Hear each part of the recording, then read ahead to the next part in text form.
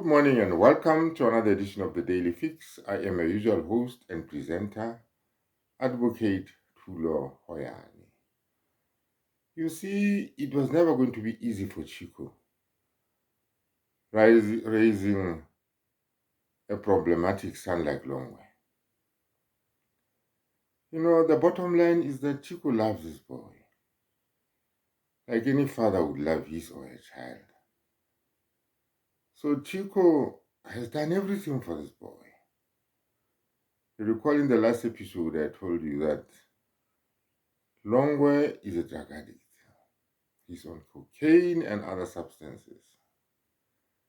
And Longwe has been a drug addict for quite some time now, for well over a period of 10 years. He has been in and out of several rehabilitation centers. And after every rehabilitation center, things just seem to get from bad to worse for Longwe. And this has troubled his father, Chicco, over these many years. This is the son that Chicco took to various exclusive high schools in South Africa, right from when he started school. Longwe has been to the best of them. You name them, Longwe has been there. So it was a commitment of Chicco through all these years to see that Longwe makes something out of his life. Chicco himself is a self-made man. He is one of South Africa's best-known musicians. And he has made it, so to speak, in the music industry. So Chicco got very disappointed when his son started taking drugs, and there was a big fallout between the two of them.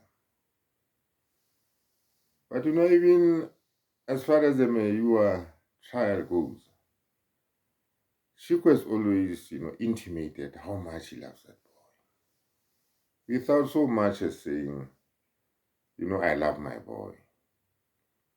He has gone out of his way to protect him, to say, there are many things that my son can do, but my son is not a murderer. Coming from a father, well, that is understandable. What father would not protect a son or daughter, in the face of the serious allegations that Longwe faces regarding what transpired in the Kumalo house on the day that Senzo lost his life. So these latest disclosures by Longwe to Teffo while they were in prison have been very disturbing for Chicco. And social media goes that, Chicco suspects that Longwe may have made that statement because he attributes this to Longwe being a very unstable person. So he's very disturbed by the fact that there is that sort of statement where Longwe spills the beans and tells us what went on in that Meyiwa house on that fateful day. So this is the situation that we are faced with. Now, you'll recall that recently Longwe stole his father's studio equipment. This is how he landed in jail with Teffo. And, it was never the intention, we are told, of Chicco to get him arrested over that incident. But Chicco, is, let me put it in South African parlance, Chicco is hurtful with Longwe and his behavior. So getting him arrested was really to teach him a lesson because he was really unhappy about the fact that Longwe had broken into his house in his absence while he was in the United States and did what he did. But at the end of the day, we are told, this narrative that I have goes, that Chicco never really had the intention to get him arrested in the first place, nor does he have the intention to go ahead and press charges that may well see Longwe land in jail. Because you see, the evidence against Longwe is overwhelming. You know, there's video evidence, there are cameras all over Chicco's property. Longwe appears on all those, videos and cameras. So, I mean, chances are Longwe will end up in jail for housebreaking and theft. This is where now the paternal instincts of Chicco, start kicking in. Because Chicco has got no intention of seeing that boy go to jail. In spite of the fact that, he's very angry with him over his drug addiction that has gone on for several years.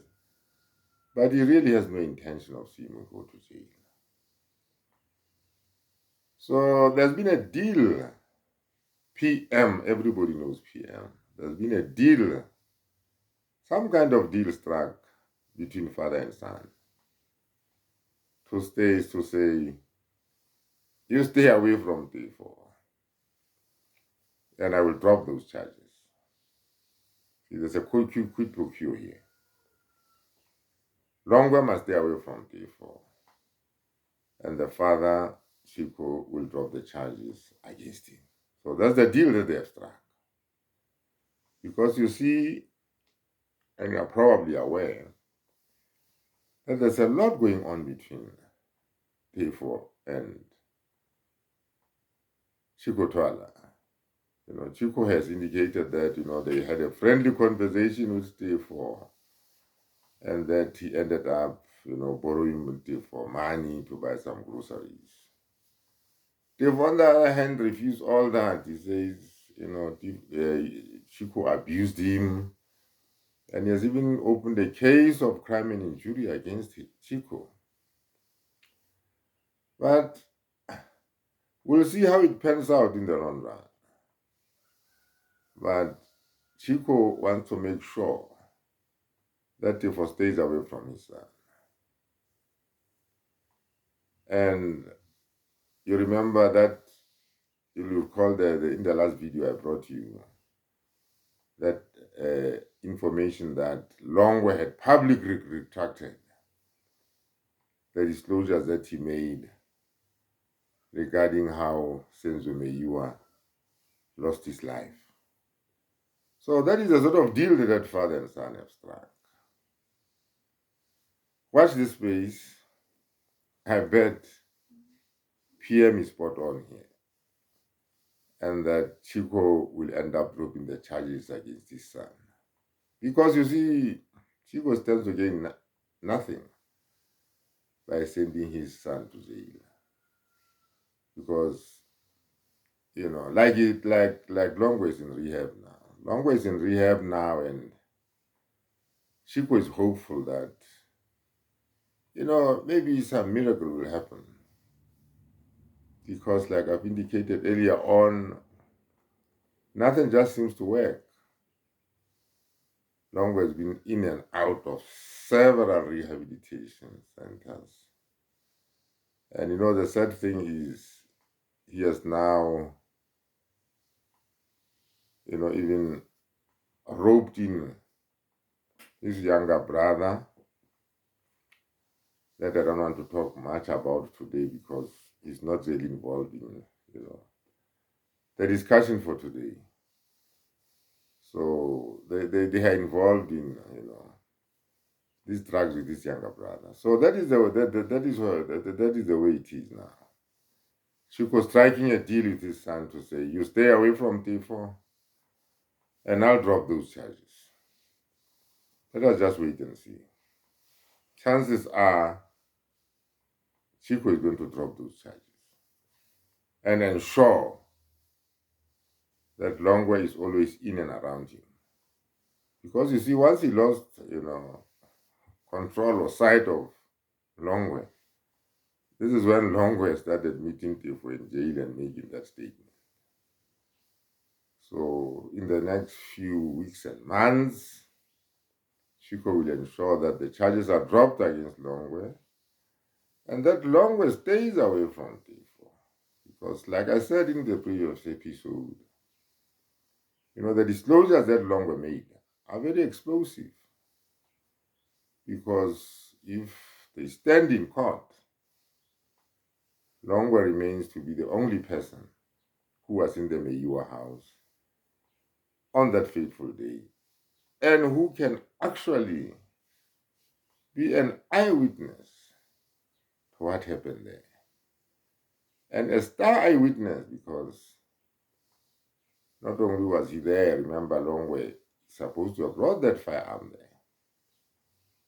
So Chicco is out to put those fires out because that firearm in the first place belonged to Chicco and it was an unlicensed, illegal firearm.